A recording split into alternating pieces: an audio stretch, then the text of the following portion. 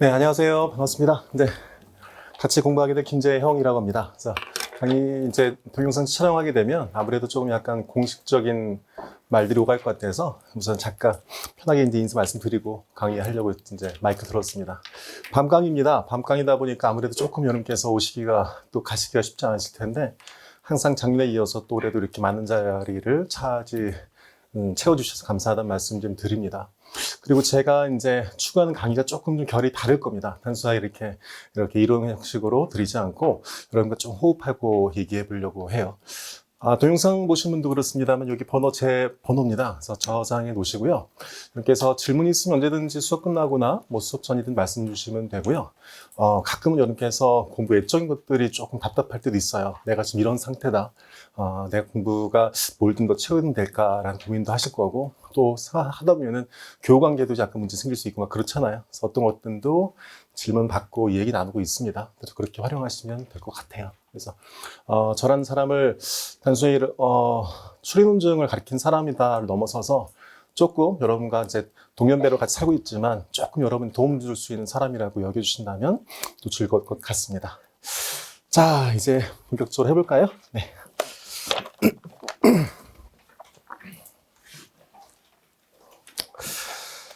네, 안녕하세요. 반갑습니다. 저는 시대 인재 엘리트 학원에서 추리논증을 강의하고 있는 김재형이라고 합니다.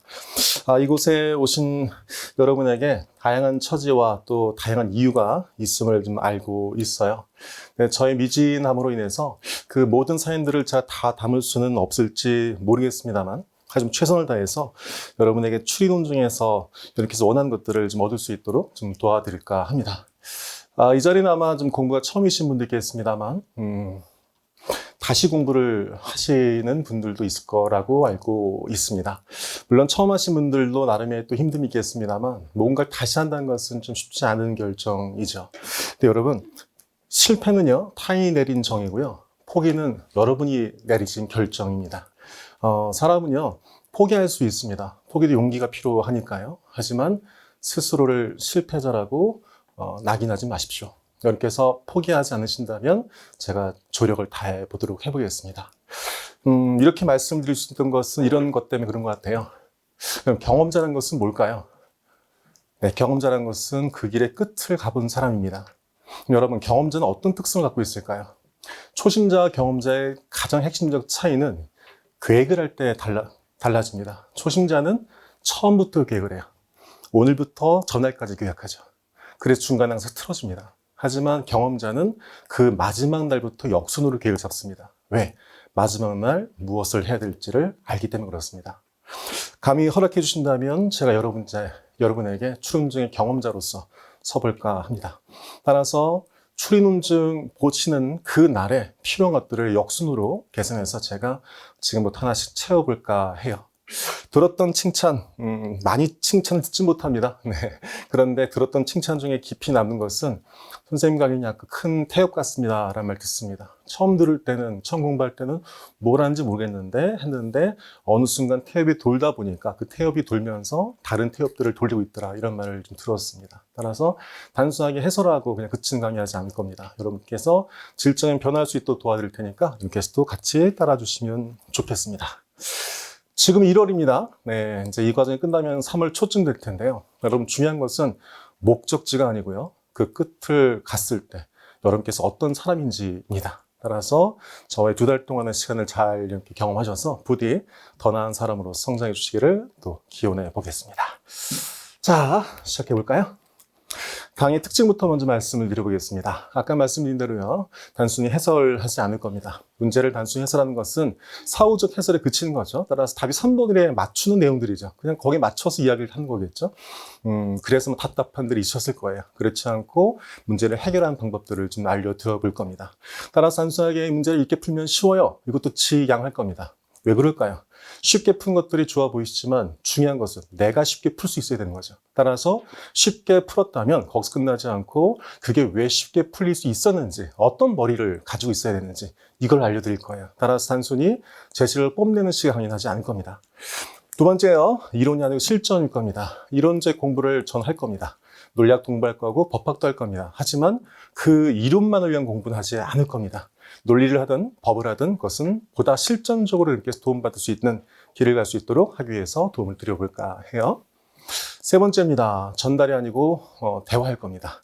물론 제가 마이크를 들고 강의를 하는 입장이다 보니 아무래도 여러분에게 무언가를 전달하는 입장이겠죠. 하지만 거기서 그치지 않을 겁니다. 여러분에게 끊임없이 질문을 드리고 생각할 것들을 던질 거예요. 부탁 하나 합시다. 그거를 대답을 입으로 이렇게 하시면 너무 좋겠습니다만 제 경험상 한 2, 3주는 지나야지만이 이제 그런 것들이 이루어집니다. 그렇지 않더라도 스스로는 답을 꼭 해주세요. 어디를 보면 될까요? 어떻게 하면 될까요? 했을 때 저랑 대화하듯이 해주면 좋을 것 같아요.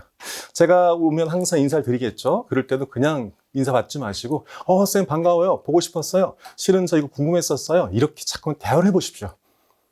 이것이 만약에 암기형 강의라면 그렇게 하지 않을 겁니다. 그냥 제가 정리해드리고 그냥 외우세요 이렇게 할 텐데 우리는 적성시험을 공부하고 있습니다. 따라서 이렇게 해서 빠른 시간 내에 성장하고 싶다면 저랑 대화하시고 그리고 친해지시면 될 것 같습니다. 이 세 가지 제가 약속드린 것들 여러분께서 꼭 기억해 주실 거죠? 이 세 가지를 제가 여러분께 드리려고 노력할 겁니다. 따라서 여러분도 저랑 약속을 좀 해주시죠. 첫 번째입니다. 제가 살면서 가장 지향하는 게 뭘까요? 저는 조언을 많이 얻으려고 노력합니다. 저보다 나은 사람 얘기를 들었을 때 가장 제가 현명해질 수 있으니까요. 하지만 저는 제가 경험하지 않은 것들을 받지는 않습니다. 이게 제 철칙입니다. 여러분도 그렇게 하세요. 제가 하는 말에 맹신하지 마시고 항상 의심하시고 항상 거기에 대해서 여러분 스스로가 경험하십시오. 제가 문제 풀 때 여기는 이런 게 많이 나오더라고요 하게 되면 그게 많이 나온다 하지 마시고 직접 찾아서 진짜 많이 나오는지를 검토해 보십시오. 이것이 정말 여러분 공부를 향상시킬 거예요. 두 번째입니다. 여러분 수동적으로 받아 적지 말고 질문하십시오. 왜 그렇지? 아니 이럴 수도 있잖아. 저럴 수도 있잖아. 아닐 수도 있잖아. 이렇게 질문하셔야만이 이렇게 해서 더 나아질 수가 있습니다. 혹시 그거 아세요? 질문도 습관이고요. 하다 보면 늡니다. 여러분께서 보통은 질문들 잘 못하시죠? 왜? 안 해서 그렇습니다. 근데 그걸 자꾸 못한다는 순간 더 안 하게 됩니다. 따라서 어떤 것도 좋으니 부탁해 질문하시고요. 이렇게들 생각하시죠? 이 질문하면 너무 좀 민망한데, 좀 창피한데 하실 겁니다. 그죠? 네. 전 절대로 속으로 비웃지, 겉으로 비웃지 않습니다. 네, 농담입니다. 따라서 여러분께서는 언제든 좋은 질문 주시면 제가 거기에 맞는 답변 드리도록 해보겠습니다. 세 번째입니다. 네, 학원에서 쓰기가 아까운 좀 약간 듣기가 어색했던 말일 수 있을 것 같은데 겸손하라 말을 좀 드리고 싶어요. 단순히 인성적 측면이 아니고요. 여러분 사람은요 잘 안 바뀝니다. 이 말도 맞죠? 하지만 사람은 또 바뀌기도 하죠. 어떻게 그것을 모순적이지 않게 해석할 수 있을까요? 여러분 스스로는 바뀌지 않는 겁니다. 하지만 여러분의 포션을 넓히면 여러분이 지금 자기가 믿고 있는 것들이 포션적으로 작아질 수가 있죠. 그 빈 곳을 제가 채워드리겠습니다. 혹시 이해되셨을까요? 따라서 여러분 스스로를 바꾸십시오. 변화하십시오. 나도 못한 걸 왜 시키고 있습니까? 그건 안 됩니다. 다만 여러분보다 훨씬 더 많은 것들을 섭렵하시고 받아들이시면 자기도 모르게 자기의 에고는 작아지고 조금 더 객관적일 수 있는 생각들이 커지실 겁니다. 그 경험들을 해드릴 테니 부탁인데 겸손하라는 말씀을 드리고 싶습니다. 여러분 근데 있지 않습니까? 건방진 사람이고 성격 센 사람들이 겸손하지 않는 게 아니에요. 거꾸로 작고 섬세하고 내가 가진 게 작아 보이니까 이걸 놓치면 안 될 것 같으니까 자꾸만 자기를 부여잡게 됩니다. 대부분 그렇습니다. 따라서 용기 내어서 여러분께서 자기로부터 벗어나시고 겸손하시신다면 제가 새로운 것들을 좀 채워드려 보겠습니다. 세 가지도 약속하실 수 있으시죠? 네, 그래서 이것들을 서로 간의 약속으로서 오가고 얘기를 들어봤습니다. 여기까지가 우리가 한 번쯤 오간 얘기고요. 이제 본격적으로 한번 우리가 파트 1부터 출연증 일반 내용부터 정리를 해보도록 해볼게요. 잠깐 여러분 챕터 좀 읽어보실래요? 네. 때에 따라서는 이 챕터 제목이요. 많은 것들을 함의하고 있습니다. 왜? 스토리라인이거든요. 자, 제일 첫 번째 뭐를 했을까요? 네, 끝에 보세요. 분석이죠. 그렇죠? 여러분도 무언가를 파악하기 위해서 제일 먼저 뭘 할까요? 분석하시죠. 두 번째 뭘까요? 분석했으니까 그 쪼갠 것들을 가지고 이해하는 거죠. 이런 것들이구나 하는 겁니다. 됐죠? 세 번째는 뭘까요? 네, 맞아요. 앞으로 내가 뭘 하면 되겠어? 이라고 정리해 볼 수가 있습니다. 잠깐만 다른 얘기를 해볼게요. 언뜻 봤을 땐 분석, 이해, 대응 방향, 그냥 서로 다른 말로 보이시죠? 자, 여러분, 우린 시간의 틀 속에 살고 있습니다. 시간은요, 과거, 현재, 미래입니다. 자, 분석은 뭘까요? 지난 것들을 따져보는 것들이죠. 두 번째, 이해는 언제 하고 있는 걸까요? 현재 하는 거죠. 세 번째, 그래서 우린 뭘 할까요? 앞으로 뭘 하면 되겠어란 미래의 계획을 잡죠. 이젠 이 세 가지가 의미가 있게 보이실 겁니다. 왜 이렇게 말씀드렸을까요? 적성시험은 이런 거라 그렇습니다. 적성 시험은 이렇게 동일한 말이 반복되지 않습니다. 하지만 내 머릿속에 미래, 현재, 과거라는 틀이 있으면 어느 새로운 정보를 파악할 때 훨씬 더 선명하고 쉽게 파악해낼 수가 있습니다. 이런 틀들을 전달해 드릴 겁니다. 아마 제가 그냥 챕터 1, 2, 3 하게 되면 그냥 놓쳤을 이야기들이 지금 과거, 현재, 미래로 딱 찍어 놓으니까 어떻습니까? 물론 이 단어들을 명확하게 기억하지 못하겠지만 흐름들은 훨씬 더 빠르게 기억할 수가 있을 겁니다. 우리가 풀 문제도 그럴 겁니다. 단순하게 자 여기 이런 제시문이 있으니까 답이 3번입니다가 아니고요. 자 여러분 내가 미래, 현재, 과거 얘기해줬지. 첫 번째 문제는 뭐 얘기하고 있어? 미래 얘기하고 있지. 두 번째는 과거, 세 번째 뭐 얘기했어? 현재 얘기하겠네. 선택지 가자. 기억은 미래 얘기해. 니은은 과거 얘기해. 그럼 지금은 뭘 얘기한 걸까? 그렇게 정리될 겁니다. 훨씬 더 여러분께서 가동력이 높아지신 것을 느끼실 수 있을 것 같아요. 자, 이제 내용들을 정리해 보겠습니다. 이번 강의를 준비하면서요. 제가 노력한 것은 보다 직관적인 것들을 높여드리고 싶었어요. 따라서 단순하게 글로 쭉 써있는 것들이 아니고 여러분들이 조금 더 직관적으로 정보들을 파악할 수 있는 것들, 이것들을 위해서 노력을 해봤는데요. 이번도 역시 이렇게 정리를 해보겠습니다. 추리운전을 처음 공부하신 분들에게 추리운전을 알려드리는 자리죠. 근데 보니까 숫자들이 좀 나열되어 있습니다. 익숙한 숫자들이 좀 보이실까요? 네, 이걸 가지고 같이 한번 얘기를 해보도록 해볼게요. 125분입니다. 우리가 볼 시간은 125분이에요. 여러분, 전체 시간이 125분이죠? 하지만 거기서 뭘 빼셔야 돼요? OMR 카드 시간일 겁니다. 여러분, OMR 카드는 몇 분이에요? 보통 5분 하죠? 하지만 2분에 끝낼 수 있도록 도와드릴 겁니다. OMR 카드도 제가 언제 체크를 하면 될지, 어떻게 체크하면 될지도 알려드릴 겁니다. 제 기준으로 1분 3, 40초 걸립니다. 따라 넉넉 잡아서 여러분께서도 2분 정도면 OMR 카드를 쓸 수가 있죠. 이것은 우리에게 뭐를 또 함의해 줍니까? 시험 시간 10분밖에 안 남았는데 OMR 카드가 물에 젖었습니다. 하더라도 우리는 OMR 카드를 바꿀 수 있습니다. 왜? 2분 걸린 것을 알고 있으니까. 이렇게 알면 덜 떨 수 있습니다. 전체 문제는 몇 문제일까요? 네, 원래 35개 문제까지 나왔고요. 처음에는 40개 나오다가 35개를 줄었다가 아시겠습니다. 다시 40개로 늘어났습니다. 자, 40문항입니다. 원고지로 약 50장 정도의 분량입니다. 어때요? 단순하게 40문제 했을 때와 좀 달라졌죠. 원고지 50장 정도를 읽어서 125분 동안 읽는 겁니다. 당수 읽는 것이 아니고 생각하신 것들입니다. 어떻습니까? 만만치 않죠. 하지만 지금처럼 원고지 50장 정도 하니까 훨씬 더 분량적으로 선명히 남죠, 머릿속에서. 자, 단어로 친다면 대략적으로 8,500개 왔다 갑니다. 많을 땐 9,000 가까이가 되기도 하고요. 초창기는 8,000개 정도 단어입니다. 저 말은 무슨 말일까? 8,000개의 의미군을 여기에서 이해를 하셔야 된다는 뜻입니다. 따라서 그렇게 말씀을 드렸습니다. 물론 저 말을 들었다고 해서 갑자기 독해력이 높아진 건 아니겠습니다만 훨씬 더 구체적으로, 직관적으로 이 문제들을 와닿게 했으면 바람으로서 말씀을 좀 드려보고 있습니다. 자, 8은 뭘까요? 8은 애매하죠? 네, 8입니다. 자, 이렇게 정리해 볼 수가, 우선 보시면 요 40개 문항은 추리 논증이니까 추리와 논증으로 구성되어 있고요. 요 추리 아래 세부적으로 세 가지가 있죠. 논증도 세부적으로 세 가지 유형들이 있습니다. 따라 전체는 하나, 둘, 셋, 네, 크게 6개 정도의 문제 유형이 있다. 말씀드릴 수 있겠네요. 따라서 우리는 자꾸만 큰 것에서 작은 것으로 구분적 보는 겁니다. 40개의 문항이 추리 문제와 논증 문제로 나뉘었죠. 그 나뉜 것들이 또다시 3개씩 나뉘었습니다. 전체 몇 가지? 6개 정도의 문제 유형으로서 구분할 수가 있겠네요. 따라서 40개의 문제를 볼 때 40개가 40개가 그냥 하나씩 다가왔다면 이제는 6개의 그룹으로서 다가오기 때문에 훨씬 더 분류를 하기가 수월해질 겁니다. 그렇게 자꾸만 머리를 쓰도록 도와드릴게요. 이 내용들은 여기서 자연적으로 아실 내용들이라서 다 공부할 것들이니까 지금 적지 않아도 괜찮고요. 다 책인 내용들이니까 집에 가서 한번 읽어보시면 될 것 같아요.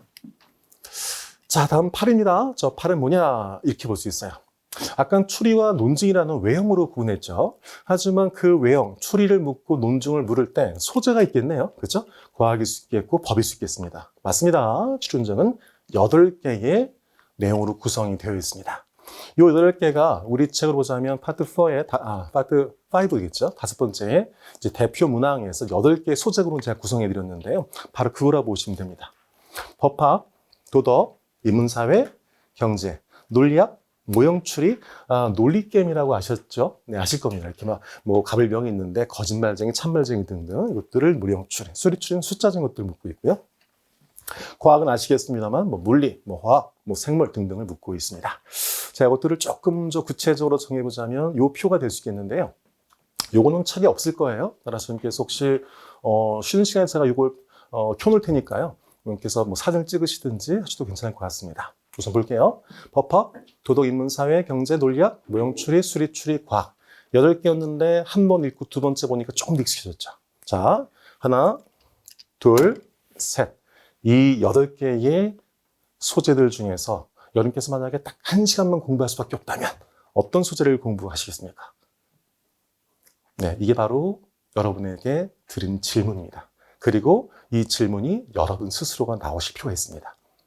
됐죠? 8개구나가 아니죠. 항상 어떤 정보를 파악하게 되면 거기에 대해서 반응하십시오. 제가 보더라도 전 법학 공부하겠습니다. 그렇겠죠? 수업이라는 것은 여러분 내가 못한 거를 채운 것도 중요하겠습니다만 제일 많이 나오고 제일 점수를 따기 좋은 것들을 먼저 하는 것들이 수업입니다. 따라서 법학에 관련된 것들을 공부할 것 같아요. 법학에서는 요건과 효과를 분석한 것이 중요해요. 그 다음에 도덕적 내용들이 나와요. 도덕적 내용에서는 정의, 권리, 허용되는 행위, 허용되지 않은 것들, 이것들을 소재로 종종 나와요. 인문사회, 철학, 예술, 교육 등등이 제일 자주 나오고 있습니다. 특히 예술적 문제 소재들이 종종 나오는 편입니다. 자, 경제인데요.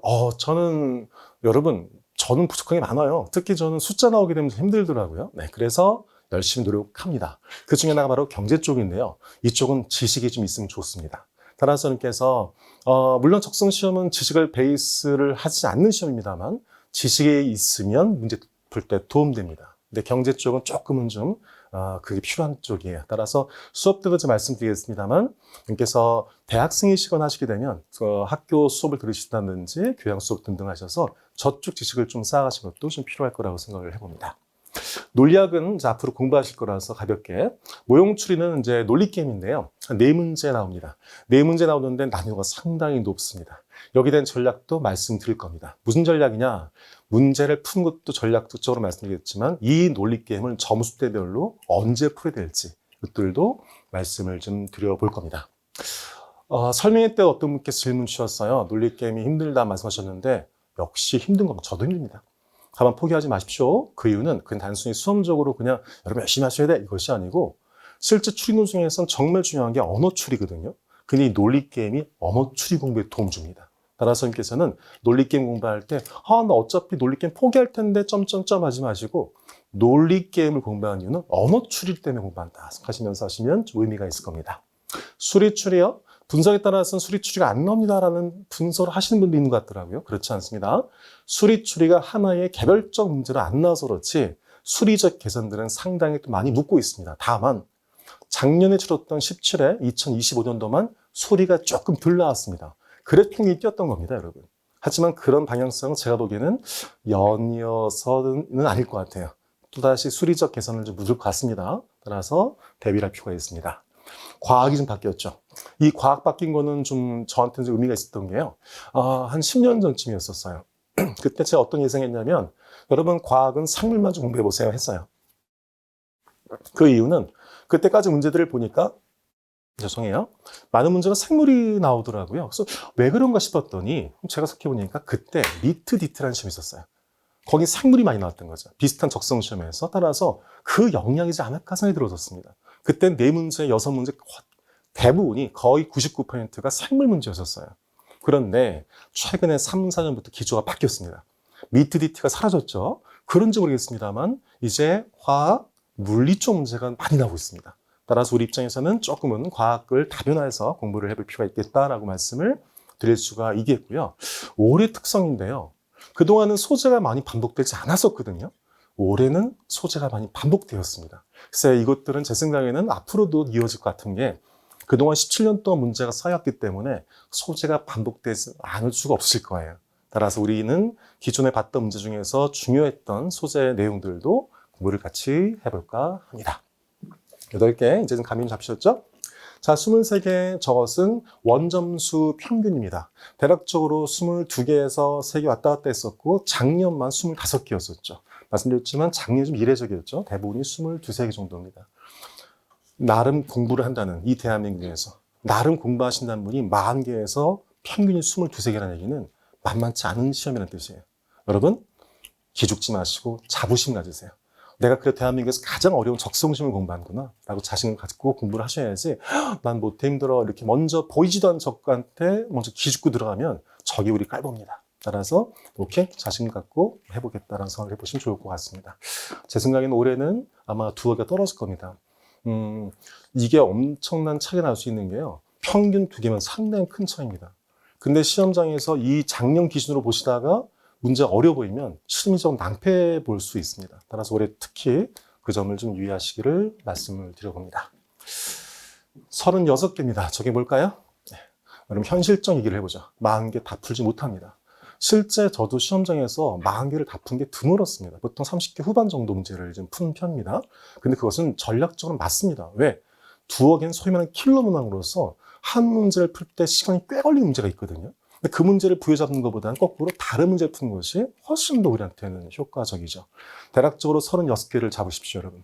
36개 정도 이렇게 해서 푸시고, 그리고는 정답률이 85입니다. 중요한 것은 몇 개 푸는 것이 중요한 보다는 정답률이 정말 중요합니다. 대략 리트 140점대 이상 되신 분들은 정답률이 90에서 95%입니다.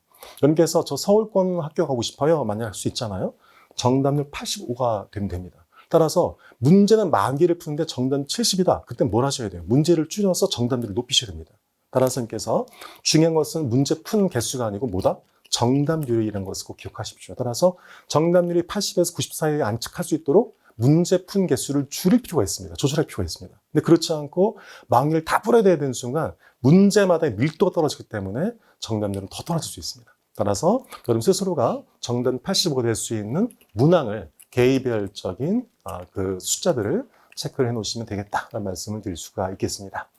따라서 대략적으로 여러분께서는 이 정도 점수대가 되실 걸 원하실지 모르겠어요. 물론 위가 되면 너무 좋겠죠. 물론 위에 되실 분도 있으실 거고요. 하지만 우리가 대다수의 분들이 이 정도 있을 겁니다. 대략적으로 정답률 80에서 90 정도. 그렇죠? 그래서 이 정도 문제 35개, 38개를 잡겠다. 이렇게 정리하시면 되고요. 35개를 푼다는 얘기는 하나, 둘, 셋 어떤 말일까요? 5개는 포기해도 된다는 뜻이에요. 이렇게 좀 자기를 스스로 좀 편하게 만들어 주셔야지만이 문제를 대한 여러분이 좀 유연하게 문제를 풀어갈 수가 있을 겁니다. 숫자가 기억나실까요? 네, 125, 40, 8, 23, 36, 85. 따라서 직관적으로 드렸던 이 숫자가 여러분 머릿속에 남기를. 따라서 이 전체 중에서 의미가 있는 숫자가 있을 겁니다. 그렇죠? 난 소재가 8개인 것이 의미 있었어. 난 솔직히는 125분인데 오메카드 2분인 걸 몰랐었어. 이런 분이 있을 거고요. 정답률 85가 되게 신선한 얘기네. 이럴 수 있을 겁니다. 따라서 의미를 가지고 정보를 판단하십시오. 이 말이 무슨 말이냐? 강의의 내용을 절대 100을 가져갈 수 없습니다. 이럴 때는 께서는 골라서 가져가는 연습하셔야 돼요. 그걸 하셔야지 남습니다. 그렇지 않으면 듣다가 끝납니다. 따라서 항상 의미 있는 정보들을 남기는 연습을 꼭 해보십시오. 자, 추리에 대해서 얘기해 보죠. 우린 추리 논증이죠. 네. 이 말씀을 드려봅니다. 어떤 거를 알고 싶으면 분석하라라고 하죠. 분석은 무슨 말일까요? 나누는 겁니다. 그럼 추리 논증에 대해서 알고 싶죠? 나누는 겁니다. 무엇과 무엇으로? 추리와 논증으로. 자, 추리란 것은 뭘까요? 묻는다면요. 우리가 추리와 논증을 공부하지만 정작 추리가 무엇인지를 묻는다면 좀 머뭇댈 때가 있습니다. 추리한 것은 주어증을 통해서 새로운 것들을 끄집어내는 겁니다. 이게 추리입니다. 따라서 어떤 정보를 파악하고 나서 그러니까 이거란 얘기네. 이게 추리인 겁니다. 따라서 여러분께서도 추리를 잘하고 싶다면 뭘 하셔야 돼요? 주어진 정보에 반응하셔야 되는 겁니다. 아마 대부분은 저를 처음 보시는 분들일 겁니다. 저를 보셨죠? 하나, 둘, 셋. 혹시 뭐가 느껴졌습니까? 네, 물론 이상해서 그냥 남자고요. 뭐 와이셔츠 입었고요. 이렇게 생각한 것도 잘하신 겁니다. 그거는 있는 그대로 반응하신 거죠. 하지만 그걸 했고 나면 이제 어떻게 하셔야 돼요? 하나, 둘, 셋. 그러니까 쌤은 점점점 이렇게 가시는 것이 바로 추리입니다. 이렇게 하시면 생각이 훨씬 더 확장되고 풍성해질 수가 있어요. 따라 보게 되면 밖에서 방금 들어온 을에 신발이 젖어 있고요. 손으로 물에 든 우산이 있습니다. 하나, 둘, 셋. 밖엔 비가 온다. 틀린 생각일까요? 그렇지 않죠. 100%라 말할 수 없겠습니다만 그래도 충분히 우리가 헤아려 볼 수 있는 그런 내용들입니다. 자, 다음 논증의 문제 보자. 아이고, 제가 PPT를 잘못 정리해왔나 봅니다. 보니까 추리에서 똑같은 예가 있었는데 논증에서 똑같은 예가 있어요. 그죠? 네. 둘 중에 하나겠네요. 네, 제가 실수했거나 의미가 있거나. 이 역시도 논증입니다. 언뜻 봤을 때는 아까랑 똑같은데요? 네. 하지만 그 과정이 다릅니다. 추리라는 것은 주어진 걸 통해서 내가 그 결과에 속적으로 생각한 거라면 논지라는 것은 내가 설득하기 위한 행위입니다. 밖에 비가 온다니까 왜? 라고 묻는 사람들에게 전제 1과 2를 대면서 내 주장이 맞음을 보이는 것이 바로 논증이죠. 자, 이러면 좀 헷갈려지죠. 왜? 추리 논증이라면서요. 추리와 논증이 그렇게 큰 차이가 없는 것 같은데요. 맞습니다, 여러분. 추리, 추론, 논증 이것들은 서로 다른 말들이 아닙니다. 논증하는 과정이 겉으로 드러나면 내 생각 겉으로 드러나면 논지되는 거고요. 서로 섞으면 추릴 수가 있습니다. 따라서 우리는 수험적 접근이 필요하죠. 바로 추리형 문제와 논증형 문제입니다. 추리형 문제들은 어떤 특성일까요? 이거예요. 야, 재심 읽어. 봤지? 야, 이 정보, 조교, 이거 정보 이상한데요? 묻지도 따지지 마. 파수로 매주를 쓴다 하더라도 써. 알았지? 이 정보들이 참이라서 한다면, 네, 그러면 결과가 뭐가 나올 수 있어? 이걸 묻는 게 추리입니다. 따라서 추리에서 정보를 이쁘고 편하게 줄까요? 거칠고 뻑뻑하게 줄까요? 맞습니다. 후자입니다. 말씀드렸지만 그래서 추리에서 필요한 것들은 그 정보들을 다시 재정립해서 내가 보기 좋게, 이해하기 좋게 정리한 것이 필요한 것들이 바로 그 이유가 된 겁니다. 알았죠? 추리는 뭐라고요? 주어진 걸 통해서 새로운 것들을 끄집어내는 겁니다. 따라서 그 주어진 제시문에 묻거나 따지면 돼야 한대요? 안 된다고요. 그런데 비판적 사고라든지 뭔가 생각이 좀 약간 넘치신 분들께서는 자꾸만 추리형 문제에서 비판적 자세를 견지하시죠. 그러면 안 됩니다. 추리는 뻐벅하고 뻑뻑뻑하고 더 나가서 내 지식체계가 좀 뭔가 결이 다르고 한다 하더라도 무조건 믿고 따르고 제시문을 그런 다음 그 정보를 바탕으로 답을 내려고 하는 것이 추리형 문제다입니다. 따라서 화살표 방향 보이셨죠? 전제들을 통해서 조건을 통해서 뭐를? 새로운 것들을 끄집어내 이거지 이 전제가 옳으니 그르니를 따지면 안 된다 이런 말씀을 드려봅니다. 논증이에요. 아까 제가 화살표를 딱 찍어드렸죠. 그러니까 이제 뭐가 보이십니까? 맞아요. 화살표가 역순입니다. 이 논증은 어떤 차이냐면 이거예요. 이 제시문 읽었지? 오케이. 이 제시문을 분석해봐요. 제시문을 참으로 생각하고 제시문을 따라다니고요. 거꾸로 자 제시문 봤지? 이 제시문 네가 분석해봐. 비판해봐. 평가해봐. 이거죠. 처음에 논증 문제를 보게 되면 쉽지 않습니다. 왜 그럴까요? 우리는 정제된 책인 교과서 위주로 봤거든요. 교과서는 옳은 책, 바른 책들이죠. 지식의 정합성 갖춰진 것들이죠. 따라서 항상 우리 의심하고 보죠. 근데 우리가 봐야 될 글들은 그렇지 않습니다. 문제가 있는 글들이에요. 문제가 있으니까 공격을 당하겠죠. 비판당하고요. 바로 그런 것들입니다. 따라서 논증형 문제는 제시문을 읽었지. 자, 그렇다면 만약에 지금 이 보기에 등장하는 이 말들이 맞다면 그러면 이 제시문 내용은 틀린 거니? 이건 묻습니다. 따라서 논증형에서는 또 뭐를 묻거나 따지면 안 돼요? 논증형은 추리와 다르게 보기에 등장한 내용을 묻거나 따지면 안 되는 겁니다. 따라서 이 제시문 안에 보기에서 자 불나불난 사실이 있다면 이겁니다. 기억범 만약 김재영 집에 금송아지가 10개가 있다면 라는 글이 있다 칩시다. 그럴 때 저기요. 재영쌤 집엔 금송아지가 없는데요? 라고 따질 필요가 없습니다. 제시문이 아닌 보기에서 주어진 그 존재가 사실은 있다면 제시문 내용은 비판받을 수 있습니까? 를 묻는 것이 논증형 글이 될 수 있습니다. 어때요? 방향이 조금 다르죠. 그래서 선생님께서 추리형과 논증형을 조금 결을 다르게 좀 보실 필요가 좀 있습니다. 더 나가서 제가 앞으로 이제 그물코란 말을 쓸 거예요. 이제 물고기 잡을 때 그물코 있죠? 네, 그물코가 어떤 뜻이냐면 우리가 어떤 정보를 판단할 때 여러분 술자리에서 얘기를 들을 때 너무 꼬치꼬치 묻습니까? 그렇지 않잖아요. 대충 듣잖아요. 그렇죠? 하지만 우리가 공부할 때 어떻게 들어야 돼요? 어떤 명령을 듣거나 어떤 공부를 하거나 어떤 일을 수행할 때는 꼬치꼬치 따지면 듣겠죠. 그때 어떻게 돼요? 엄밀하게 듣겠죠. 이처럼 정보를 수집하는 그 그물의 크기가 다릅니다. 논증과 추리가 다릅니다. 추리는요, 꼼꼼하게 먹어야 돼요. 따라서 그물코를 작게 따라서 조사 하나까지 신경 쓰면서 보는 것이 바로 추리형 독해입니다. 반면 논증형은요, 맥락 파악해서 보는 거예요. 그러니까 한마디로 뭐란 말이잖아. 이렇게 보는 게 논증형 독해입니다. 따라서 글을 바라보는 독해의 방향이 좀 다릅니다. 근데 이걸 놓쳐버리면 어떤 일이 생길까요? 추리 공부할 때 논증형으로, 논증 공부할 때 추리형으로 보게 됩니다. 특히 많이들 여러분께서 조금 실수하신다고 표현한다면 실수한 표현보다 좀 힘들어 하시는 것이 추리형 공부를 하다 보면 재밌습니다. 추리가. 그렇죠? 추리를 보게 되면 엄밀하게 공부합니다. 이렇게 엄밀해진 눈을 가지고 어디로 갈까요? 논증 갑니다. 그래버리면 어제까지 풀렸던 문제가 안 보이고 자꾸 이상해집니다. 따라서 그런 현상들이 발생할 수가 있어요. 그것들에 선생님께서는 뭐가 필요하실까? 이 문제 추리인지 논증인지 그것들을 판별해 보시는 게 중요할 겁니다. 오케이? 네. 자, 그렇다면 이제는 우리가 과거, 현재, 미래에 와 있죠. 뭘 하면 될까요? 라고 묻는다면 제가 항상 수업에서 잊지 않고 하는 내용입니다. 생각과 기술을 여러분께 알려드릴 겁니다. 생각하는 방법과 문제 푸는 기술입니다. 자, 그럼 생각은 뭘까요? 문제 상황에 대한 전략적 반응이에요.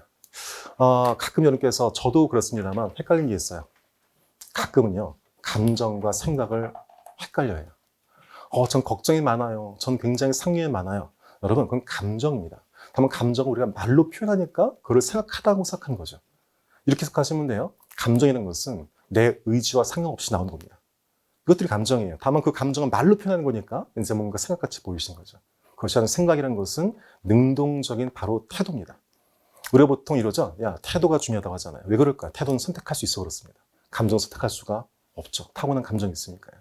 생각이란 것은 문제 상황에 대한 전략적 반응입니다. 따라서 뭐가 필요할까?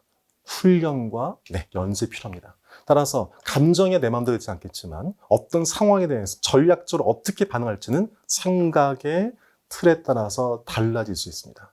전 그 예로서 미래, 현재, 과거를 말씀드렸죠. 이 틀을 갖고 보니까 어때요? 달리 보였죠. 그런 경험들을 하실 겁니다.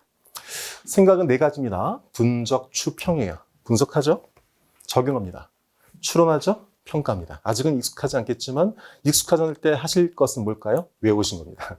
분적, 추평이에요. 저 4가지가 추론 중에서 필요하신 생각입니다. 분석하고, 적용하고, 추론하고, 평가하고. 앞자 땄죠? 분적, 추평이라고 정리하셔도 될 것 같습니다.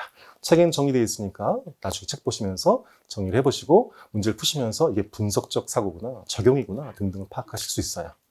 그런데요, 문제라는 것이 그래요. 예전은 분석 문제, 적용 문제, 추론 문제를 했다면 지금은요, 그 모든 것이 같이 엮여서 문제가 구성되고 있습니다. 따라서 공부할 때 나눠서 하겠지만 실제에서는 여러분께서 분절쳐서 가지 마시고 저 생각들을 한 덩어리로서 움직이시면 될 것 같습니다. 문제의 유형별의 효율적 해결 방법이에요. 자, 이게 무슨 말이냐면 전략을 세웠어요. 오케이, 알겠단 말이죠. 그렇죠? 어떻게 반응할지 파악했어요. 하지만 그래도 올라가는 길은 다를 수 있습니다. 따라서 그걸 배우실 필요가 있어요.